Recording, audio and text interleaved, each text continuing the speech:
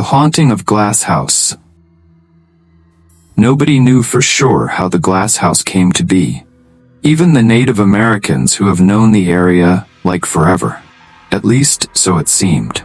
When the Stones, a Black American family, were relocating to the area, little did they know they would live close to a house with no inhabitants. The Glass House had amazing views and architecture. And never did they understand what the natives meant when they asked, "Y'all gonna be immediate neighbors to the Glass House? Can you guys manage that?"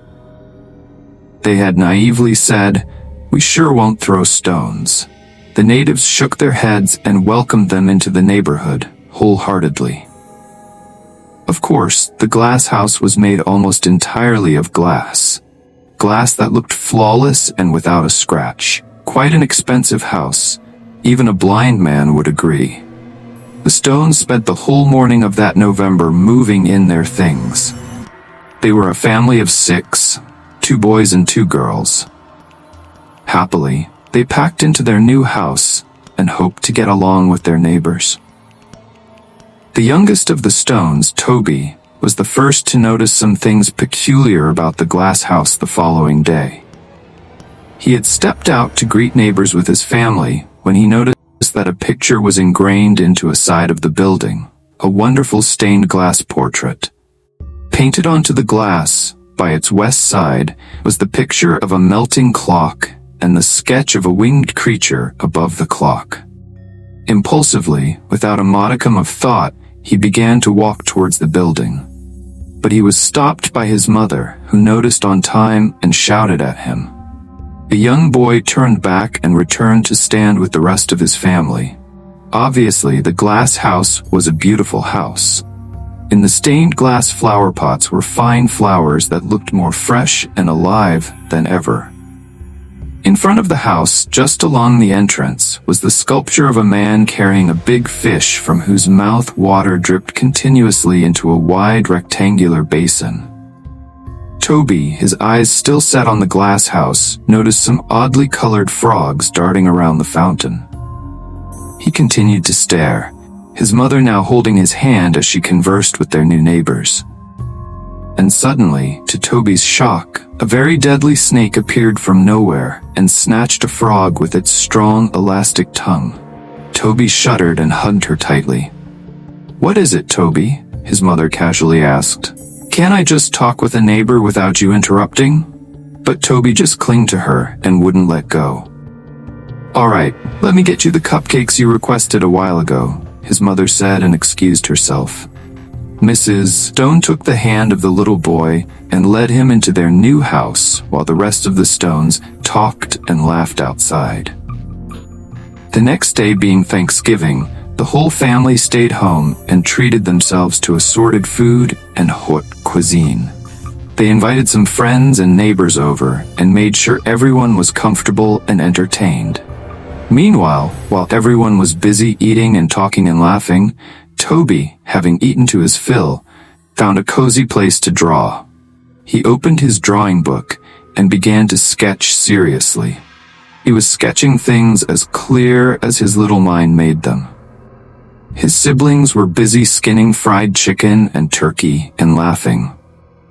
Mrs. Stone, with a boisterous laughter, turned and saw her little son, but didn't pay much attention to that. The house was quite lively, with music and voices.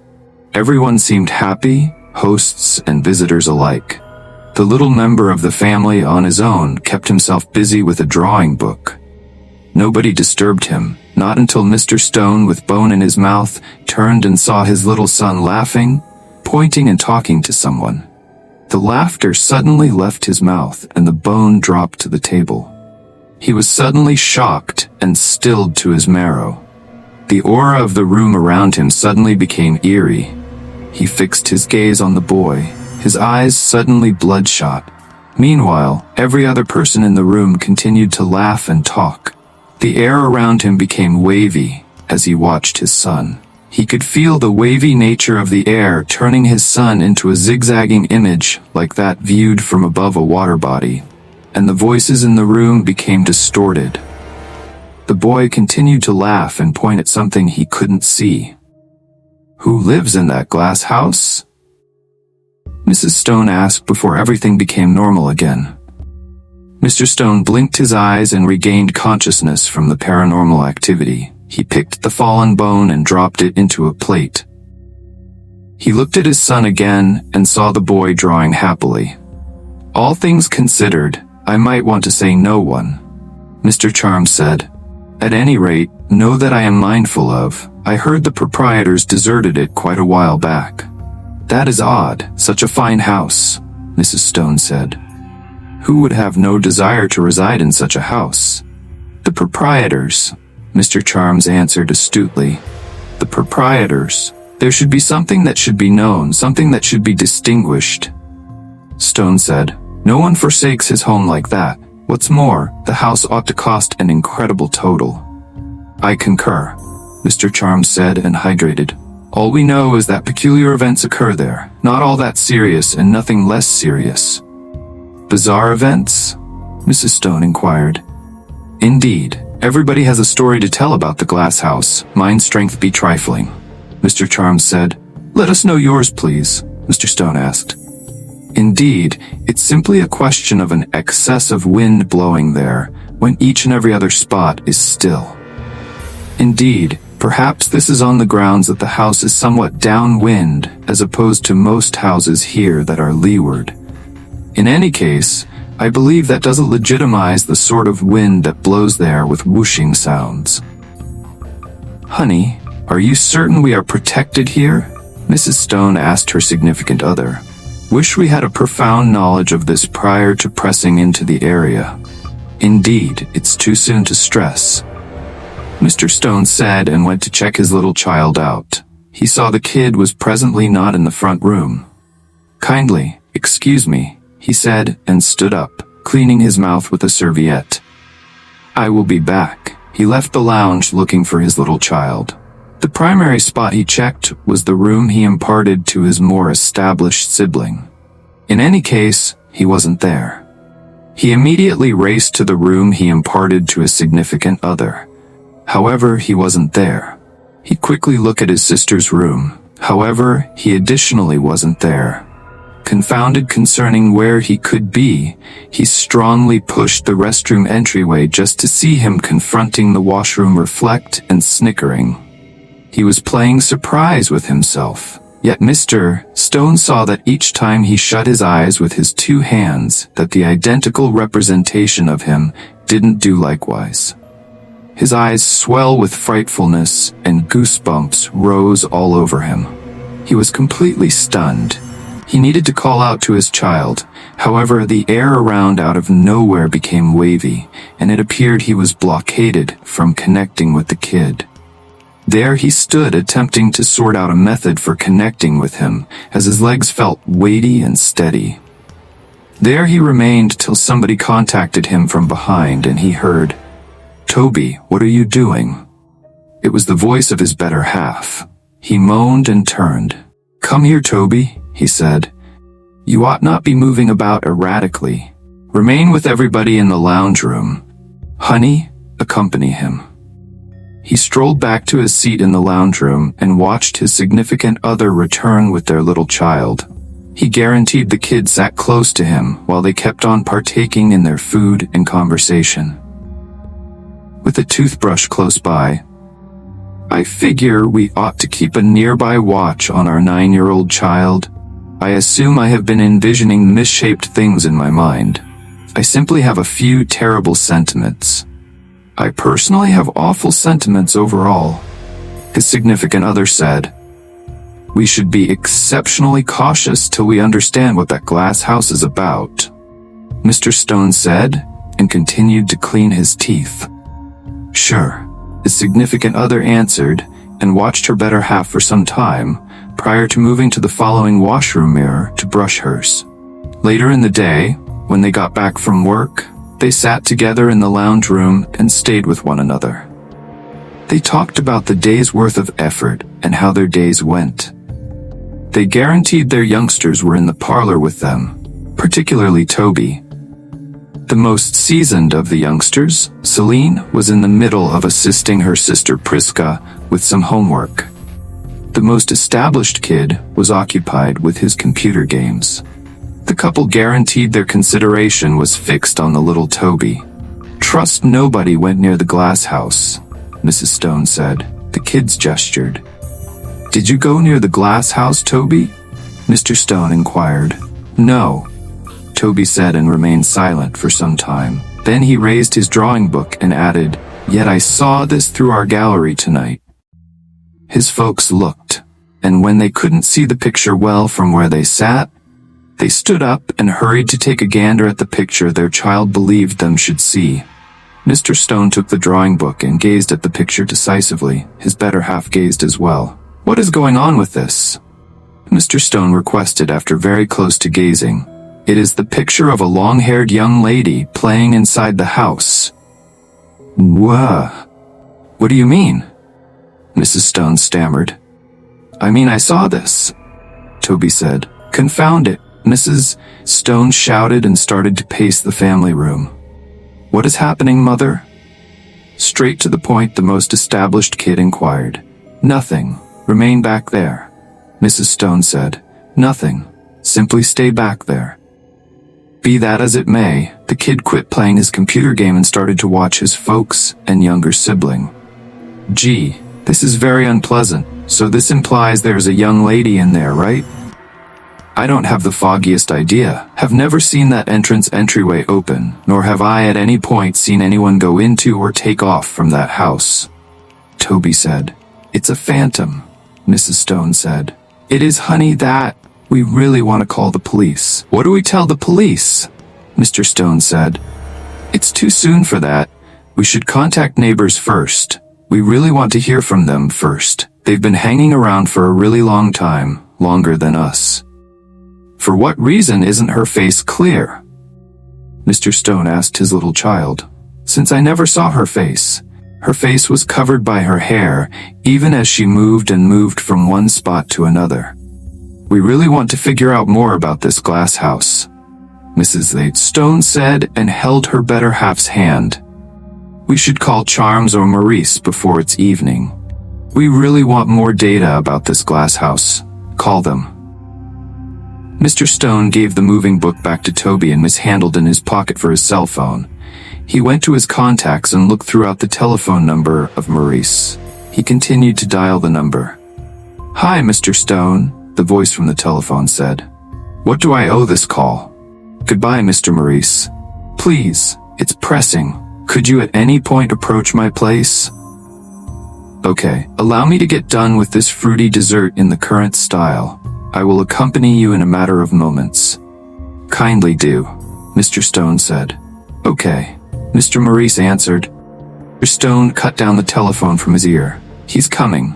It would be ideal for he truly to hustle, Mrs. Stone said. My hands are getting numb with dread. Get hold of yourself. All will be well, Mr. Stone said and gathered the drawing from his child once more. Toby, go pull up a chair now. We will get to the foundation of the matter on the off chance that this drawing depends on the real world. That is the very thing I saw, Toby said with a grimace. Okay, Toby, simply sit while we hang tight for Mr. Maurice, his dad said and drove his significant other to the couch where they were previously sitting, Celine and Priska gazing bemusedly. Want to take off? Mrs. Stone said, her head on Mr. Stone's shoulder. You are going no place. Mr. Stone said, I'm here with you. All will be great. Furthermore, Mr. Maurice will before long be here. All right, Mrs. Stone said and sat discreetly with hands collapsed upon her chest. Mr. Maurice showed up minutes after the fact. Assisting his limp with his strolling stick, he went to sit down. Trust everything is great, he said happily. Please, Mr. Maurice. Mr. Stone started. In the event that this isn't a demonstration of irritating you, could you at any point enlighten us what you know concerning the glass house? The moderately aged guest stroked his facial hair and giggled. Indeed, it's a weird house. Basically, I know that much. Go on, Mr. Maurice, Mrs. Stone said. If it's not too much trouble, let us know all that you know. Kindly keep down no data. Everything, please. In any case, what got you folks this resentful? We will tell you later, I guarantee. Mrs. Stone said. "Okay." Mr. Maurice said and made a sound as if to speak. "I will let you know the little I know. All things considered, the main individual who has a profound knowledge of the glass house was a lady I met when I stuffed into this area.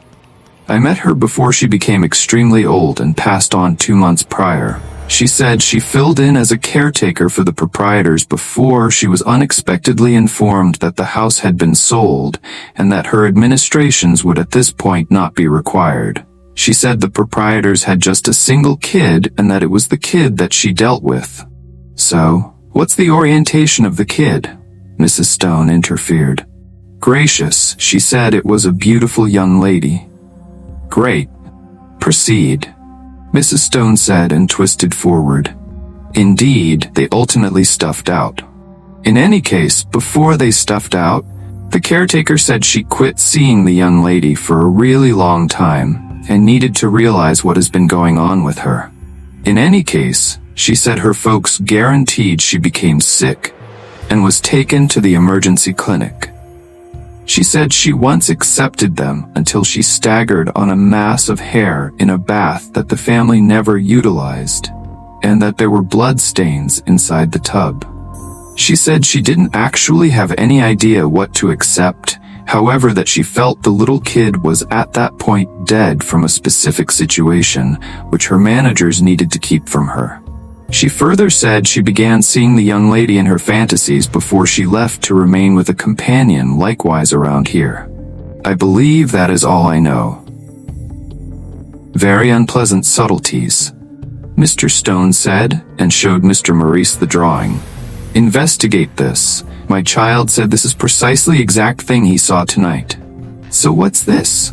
Mr. Maurice asked as he took the drawing and changed his glasses. "All things considered, take a gander at it intently," Mr. Stone said.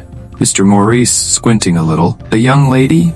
"You are correct," Mr. Stone said.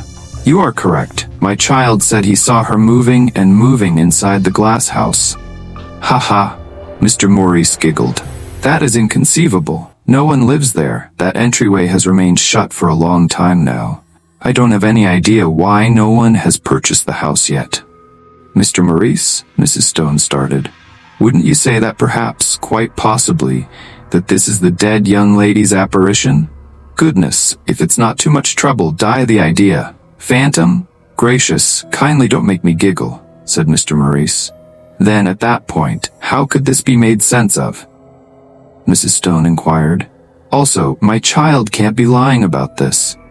All things considered, I don't have the foggiest idea what to say until further notice. I will come around tomorrow, however, watch out for the young man," Mr. Maurice said and rose up to leave. "Sure, we will," Mr. Stone said. "Gratitude for coming." "Okay," Mr. Maurice said and started to stroll towards the entryway. As he left through the entryway, Mrs. Stone saw her better half and gone after his hand. "All will be great. All will be great," Mr. Stone said and crossed his arm across her shoulders. When morning came, the weather conditions had a specific virus feel. It was a Saturday morning, obviously. Mrs. Stone, in night robe, strolled sleepily to the gallery, where she immediately put her focus on the peculiar glass house. She saw a few leaves were flung on the asphalt before the house, and a small bunch on the ground. The wellspring was all the while erupting water that dribbled down the fish's mouth. She checked out at the glasses and perceived how perfect they looked. She asked why the house remained so slick and spotless, and that was for some time. She turned subsequently and went in to make breakfast. At around 9 a.m., everybody assembled at the dining to have their morning meal. In the wake of serving the entire feast, Mrs. Stone plunked down and participated in the eating. She picked a cut of bread and attempted to apply moderate measure of margarine on it prior to inquiring, "Any call or talk from Mr. Maurice?" "No," Mr. Stone replied. "However, the day is as yet youthful." "Okay," Mrs. Stone said and zeroed in on getting her morning meal eaten. Around early afternoon, Mrs. Stone, snoozing on the couch, heard a thump or a progression of thumps. She had nodded off on the couch after breakfast. She rose from the couch and went to answer the entryway. At the point when she arrived at the entryway's limit, she hung tight for some time prior to opening it. Be that as it may, when she opened it, she saw no one. Befuddled, she strolled all over the gallery looking for replies. Furthermore, when she was unable to view as any, she chose to bring inside back. On arriving at the door frame, she understood the entryway had shut without help from anyone else. Scared, she pushed the entryway powerfully and battled with it till it gave way under her weight. Upset, she locked the entryway and went to meet her significant other inside. Later in the day, 3 individuals visited and chatted with the Stones: Mr. Maurice, Mr. Charms, and Mrs. Fusebius. Each gave their own record as respects happenings at the glass house and encouraged their new neighbors to feel great. After rounds of drinking, they rose and bade the Stones farewell. At around 6 p.m., Mr. and Mrs. Stone sat on wooden seats in their overhang and discussed their future and destiny as prompt neighbors of the glass house. They likewise felt their realtor ought to have posed imperative inquiries prior to convincing them to purchase the house. They talked and ate cupcakes with jugs of cold wine. They unexpectedly wound up respecting the glass house, the wellspring, and the painted glass particularly. Love and the affectionate words wrapped them into the demonstration of taking care of one another, before Mrs. Stone chose to project her eyes toward the glass house. An amazing miracle, the entryway was unexpectedly flung open. The entryway of the glass house was open, and strands that seemed to be strands of hair were flying out the entryway, affected by a bizarre breeze. Mrs. Stone was frightened, just like her significant other, who later took note. The 2 clasped hands and watched, dread holding the deepest piece of them. Unexpectedly, they saw a spooky figure rise up out of the entryway. It was the phantom of a young lady, and her spooky face was covered by her long hair. Her hands were shut into a clenched hand, as though she was attempting to cover something in the little bounds of her hands. Lay. We should get inside, Mrs. Stone shared with her better half. You can head inside. I will remain here and watch. The man said, The ruler is my strength. This is no time for. Simply get inside, lady. Mr. Stone yelled and remained on his feet. His significant other complied and ran inside, banging the entryway behind her. Abruptly, the phantom turned towards him and began moving toward their home. Mr. Stone stood and watched. What's more, gradually the phantom moved, moving toward the house with a consistent stride. Imprudently, he picked the unfilled container on the wooden stool alongside him and held the neck of the jug solidly. But still, the apparition drew closer. What is it that you need? He ended up yelling. Tell me. You realize we don't know anything about your demise. Out of nowhere, with light speed, the apparition showed up before him. He shivered and fell with the container, the shards tearing his palm. He shuddered with blood dribbling down his injured hand. The phantom flipped her hair in reverse and uncovered her battered face. I don't need anything, the apparition said, the pitch of her voice undulating. Simply take your family and leave, else your little child will confront a destiny like mine. There is a preference for guiltless small kids' blood here. I will most likely be unable to safeguard him. Hopefully you will run with them tomorrow. The mischievous apparitions might be here sooner than I envision. Save your child when you actually can. Mr. Stone, gasping and his teeth clacking. All, okay, thank you, we will leave. It is to your benefit, the phantom said and zoomed off into the glass house, the entryway shutting behind her. Faint light glued from the glass house as Mr. Stone battled to his feet. He strolled to the entryway and drove his terrified self in. Also, the following day, they rushed out like crushed outsiders. For more scary horror stories, please subscribe.